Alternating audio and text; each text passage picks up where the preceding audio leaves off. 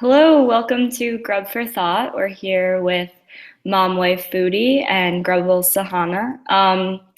As you know, Grub for Thought, it's our Grubbable video cast, and we talk all things local, sustainable, what's relevant, and we love getting together with people in our community, like Danielle Gutelli from Mom Wife Foodie. Danielle, would you like to introduce yourself? Sure. Hi guys, thanks for tuning in. My name is Danielle, and I write a blog called Mom Wife Foodie, which basically is a lifestyle blog, and it talks about those three things: being a mom, being a wife, and being a foodie. And I am always in hopes that I can share a little light on what our life looks like and kind of just fun little tidbits of what we're doing and what's going on, and my view on kind of the world through motherhood. Awesome. Yeah, that's wonderful. And the information will be in our video at the bottom. So make sure to go check it out. And I love the fact that, Danielle, you have Mom Wife Foodie. So you post on Mondays for stuff related to, motherhood. And then on Wednesdays for all wifely and travel and fashion related stuff. And Friday for foodie stuff. How convenient is that? That's amazing. Yeah. The alliteration's perfect. For that. And you can also find Danielle's blogs on Grubbable. Mm-hmm. So yeah, it'll be fun. And we did just one yesterday, day before. Yes. Yes. Yeah. A couple days ago, Danielle shared one about dining out with your kids and how it can be a struggle. I found it pretty helpful because I'm an avid babysitter, so I'm always thankful when the mom packs a bag of when they think of everything. Otherwise, I always just feel so bad when a kid is just sitting there at the table waiting for their food. Yeah, we should add Mary. We should add the link at the bottom too. Yes, yeah, we'll share it. Yeah. So yeah, I just wanted to get started. This is just a random question, but okay, so Mom Wife Foodie, have you always, obviously you're a new mother or newer mother, and married life as well. Have you always considered yourself a foodie? Is that something you've always been interested in? For sure. Food has definitely been one of those things that, we all need it. And I definitely, my husband and I joke that I live from meal to meal thinking, what I'm going to eat next. Or when we travel, we pretty much travel for food. So Yeah. We can go from one location to the next. So I think that as I have grown as an adult, that my views on food has definitely changed, but being a foodie is something that I have definitely grown from being very little to now. Mm-hmm. Yeah, I can totally relate to that. I'm always thinking about lunch at breakfast and dinner at lunch, and I'm always planning my meal ahead. And you're so right about travel. Travel for us is just not about seeing places, but being able to explore all there is to offer in that food scene. Oh my God, And there's so much. You've been traveling a lot lately, right? We have, yeah. Travel is definitely one of our huge passions. So I'm sure if you follow along at Mom Wife Foodie, you saw that we were just recently in Montreal and Toronto. Before that, we were in LA. So we've had quite a travel under our belt since the beginning of the year.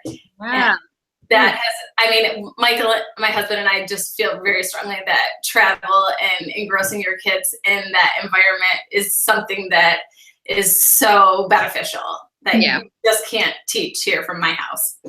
Yeah. Have you noticed your kids just engaging and loving the trips? And is it more? Yeah, it has been really fun to watch. There are just like life experiences that they can't get or you can't recreate in your own house.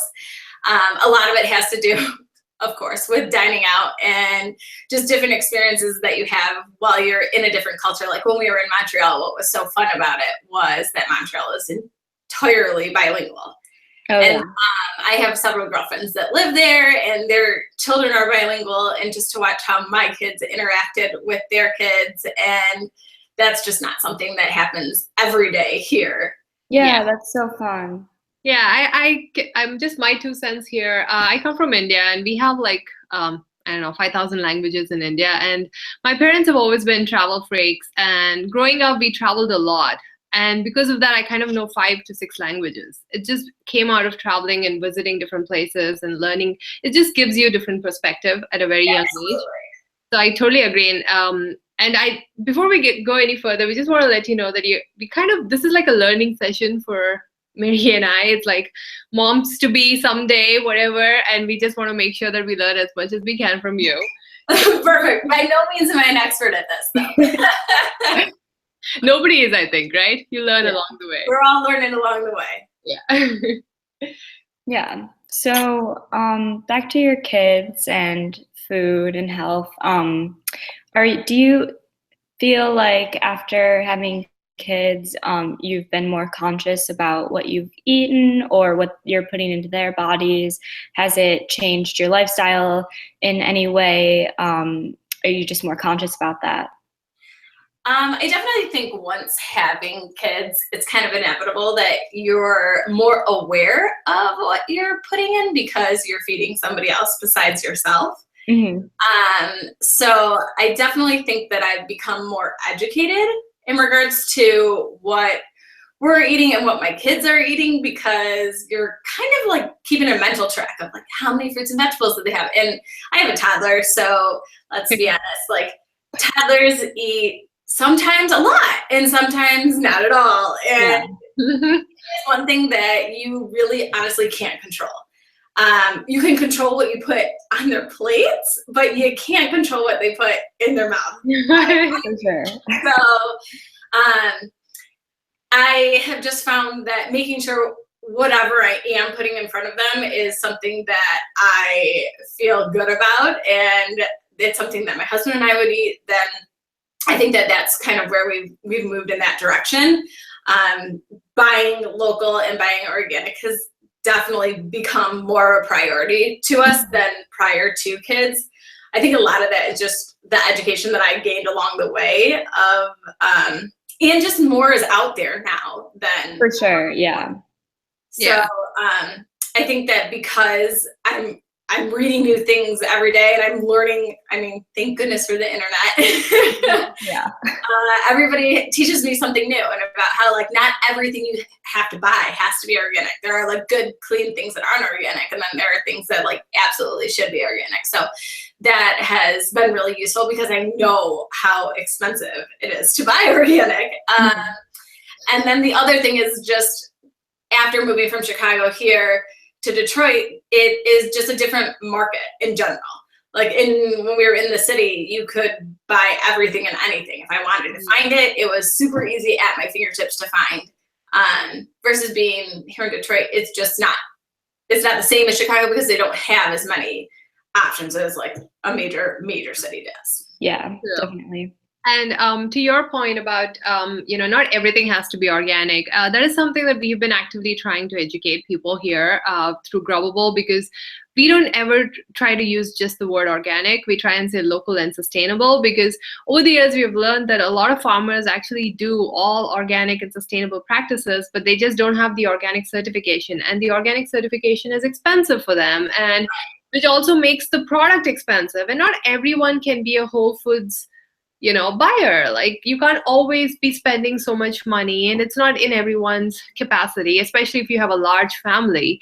So I think you bring up a really good point that it's important to be conscious about eating local and natural or sustainable, because you can still find really good healthy stuff without having the organic brand. I think just to go off what you're saying, that's really hard though to understand that. Like that's what I love so much about when you can buy from markets and you can actually talk to the farmers that are there, because you're all of a sudden getting educated on all these things that you didn't know about, versus when you're at a grocery store and you're just looking at the two different sections of how you're buying. Yeah, definitely. that's wonderful. Stay tuned. Grubbable will be there soon. Yeah, good. I had to plug in. I'm sorry. I had to plug in Grubbable there. Yeah. So do you have any like go-to snacks for your kids? I know sometimes you share some recipes on your blog, but are there any healthy or sustainable, easy, quick go-to that you just... Yeah. So the scenario is with kids, like I said, is that you honestly can't make them eat anything, and you can give them all these different choices. And so because I am always trying to just be conscious of, are they eating enough fruits and vegetables? My number one tip for moms out there is don't let fruits and vegetables compete with anything else. So when I give them a choice, it is a choice of fruits and vegetables, and it's like only that on the table. There's nothing else for them to pick for. Because I mean, let's be honest, you guys, if I had a bowl of peas for my kids to choose from or some bunny crackers, I'm pretty sure both my boys are going to go for the bunny crackers over the peas. For sure. Versus if they had only that to choose from. So a lot of the times my go-to snacks are fruits and vegetables to begin with. My oldest, who is 4, he's a lot easier because you can just give him anything and he pretty much is like good to go with, like I could give him a full apple and he would eat it, or I can give him a carrot and he'll eat it. Versus my younger one, who is 1, and we're still dealing with like the choking hazards of everything. He's a lot harder to do, like just a simple fruit. Like I can give him a banana and we're good to go. Yeah. But that right now is the only super easy fruit that I can give him. And vegetable, there really isn't anything right now that I can just give him and let him run. So I've been doing a lot of frozen things because they're so easy to just stick in, steam them, and then give them to them that way. When I'm out and about, obviously my go-to first is the banana and apple because they fit my purse. Except for if you leave a banana in for too long, it does not good. It gets gross. Super nasty. One day, gotta remember to give it while you're out.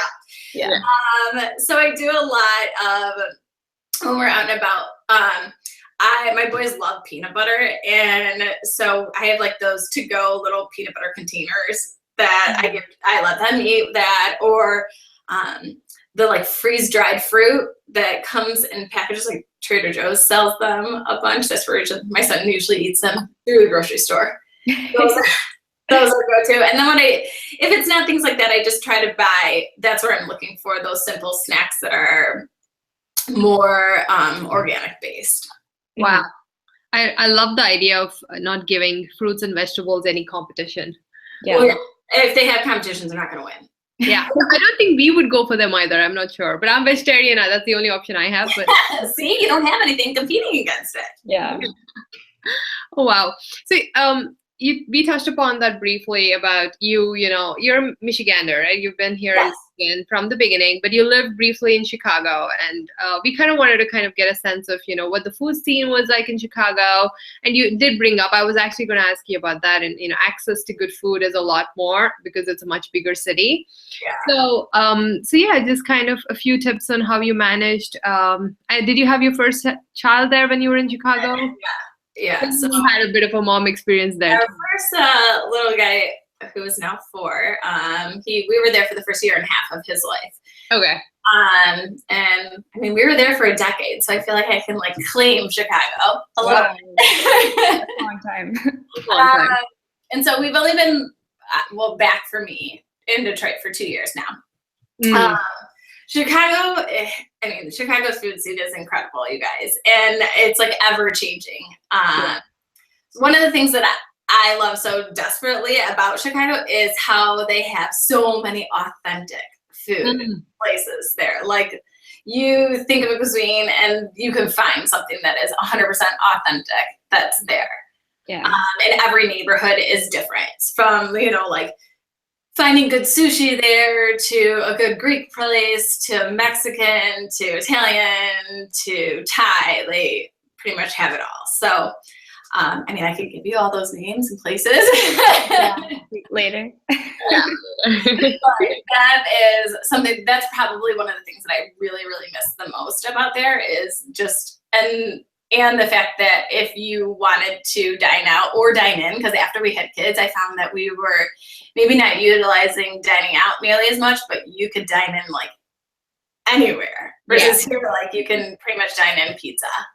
And there are very many, there's more coming up every day. I feel like I turn around and hear something else that's coming out there and that's doing it. But that's been one of my major misses of the city. And then the farm to table aspect Yeah. of Chicago is huge. And so there are just so many good restaurants that really strive themselves on the fact that they're farm to table. And Chicago's brunch scene. That's something that I feel like Detroit is totally missing out on right now. Yeah, the brunch scene, yeah. I really miss that. I actually get it completely. We, when we were in Toledo, we actually planned just an eat out trip to Chicago. So that trip was just dedicated to go and find great places to eat in at. And that's what we did. And we were so stuffed the whole trip, but we didn't care because we just wanted to eat at different places for those 2 days. And of course, Chicago never disappoints. So Are you able to visit every once in a while? Yes, I'm really fortunate. My best friend still lives there, and lots of our friends actually still live there. So since we were there for so long, we have not been back this year yet, but we were just there in December, so it hasn't been too long. Yeah. Hopefully next month. Yeah, you should go back. So what's next for you with Mom Wife Foodie, Danielle? Like, I know you do so many things already. I don't know how you manage all of that with 2 kids. One is just a year old. But yeah, what's next? What's next? I don't, there's so many things that are coming up with Mom Wife Foodie. I kind of like to just leave it open-ended. I look at Mom Wife Foodie as this ever-growing possibility of different things that we have going on. One thing that I really want to focus on is the travel aspect of Mom Wife Foodie, and just how I think that it's just essential for both kids' culture and education. I taught for a really long time before moving to Detroit, so Mom Wife Foodie is definitely going to have some underlying educational things coming up. Nice. Whether it is as a parent or as a foodie or as a wife, I just kind of think that that's kind of been like the underlying thing that I have a passion about, is educating my audience on different tips and things like that. And of course, fashion. I mean, everybody's got to get dressed every day, you guys. So let's do it. I have to say, you make it seem, very effortless. All your pictures, it just seems like it's all, perfectly, on point. And I know the behind the scenes for me is like horrible. It's like a horror show. There's actually a show called Crazy Ex-Girlfriend, which has a song dedicated to getting ready. So you probably should do like a video for us or a blog just about how you do it all and how to get ready. For sure. I should show you some behind the scenes, like how the playroom section that we took a picture of looks so pretty, and then on the other side it's like a hot mess of toys that are like so stacked high. Oh, that's not all that pretty. I promise you, it's not all that pretty. But isn't that what the squares are for? To make it pretty nice.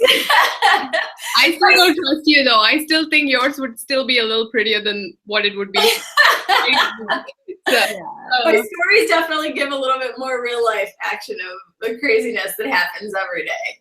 Yeah, and I definitely think you're an inspiration to people out there, and I can definitely see the education undertone of what you're trying to do. Like, I loved that blog you just did about reading, getting your kids to read. I just think that's so important, because honestly, growing up, I was not into reading at all, and it's something that I wish somebody was. I don't know. Introduced you, yeah, totally. Especially now, because there's so much digital media, and kids are used to tablets and some sort of video playing. I think it's an extra challenge, right, to actually get them to read.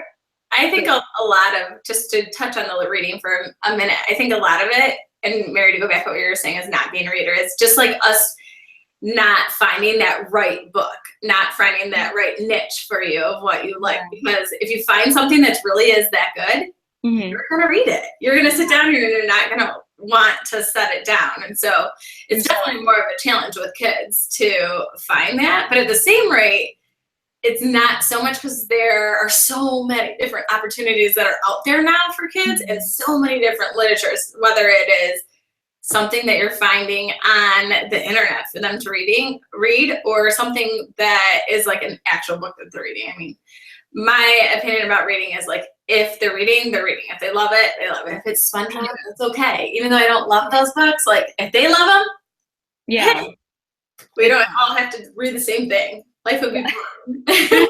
Definitely. I have a slightly personal question. So I'm a wife, not a mom yet. So I just want to know, once you're a mom, does the wife take a, step back, and does mom become all the priority? For sure. I mean, I would totally be lying to you if I said that that balance isn't really hard to maintain. It's definitely something that Michael and I think, talk about a lot. And I really think that the hardest part for me has been just to create me time and to like give myself time to then be able to give more time to my husband. And I give all my time to my kids. So making sure that you're like finding that balance, because everything is new and you don't even know, if you slept 5 minutes the night before. So those things are just, it definitely takes time, and it's more of like an awareness of where you're putting in. So like we try to, this year, one of one of our personal goals is to do 52 dates, whether they are out or in. Mm-hmm. But every week? Like every week, we're essentially trying to do a date where we're not working, like when the boys go to bed, and both on like our opposite computers, like super romantic. We're trying to do maybe like where the boys go to bed and then we make dinner for ourselves, or we sit down and we watch a movie, or we play a game, or we both get dressed up. Like the silly things that are still like dates in, where we're not paying for a babysitter. And then other nights where we like pay for a babysitter or convince my parents that they should watch them. Not really convinced, because my parents are amazing and they do that anyways. But like just making an effort for that portion, because that's definitely hard. For sure. Wow. That sounds so nice. Yeah, that is a good advice though. Trying to do something, the 52 dates, that's very, you should probably like do like a live record of it, like this week and next week. Right. That would be a good idea. Maybe that'll be a post I'll do. So, we always ask this in the end of every show, and it's very interesting. I would really like to know from you, because for most part, we've had people, who are either single or, who have the liberty to watch absolutely anything on TV or any of their favorite shows, R-rated or otherwise. So we usually end the show with, what are you binge watching on currently? And do you get to actually binge watch? I am the worst binge watcher, you guys, because I like put it on and then I'm like, I'm like the worst binge watcher ever. I can watch like 1 or 2 episodes of something, and that's like binge watching for me now. Yeah. So I don't currently have anything that I've been binge watching. I'm excited for House of Cards to come back out, and we can like sneak like 2 episodes in when that comes out before I fall asleep. After bedtime. Right.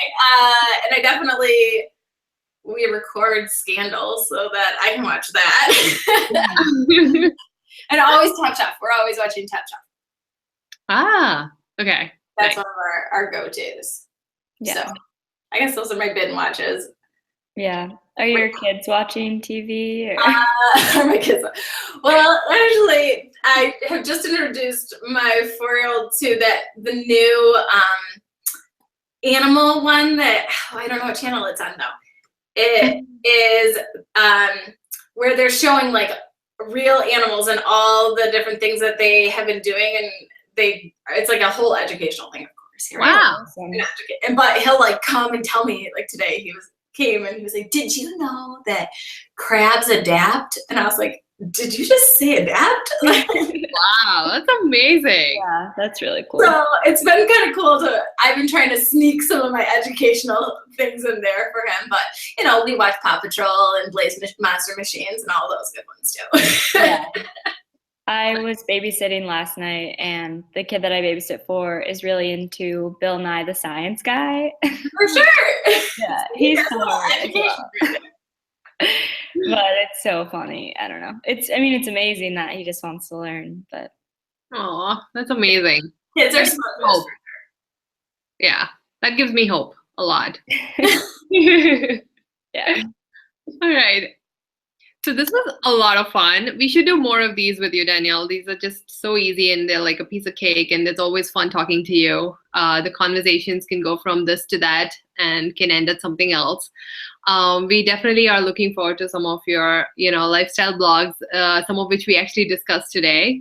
And definitely look forward to working with you more through Grubbable as well. But yeah, I think we should do more of these. This was super, super fun. All right, that sounds good, ladies.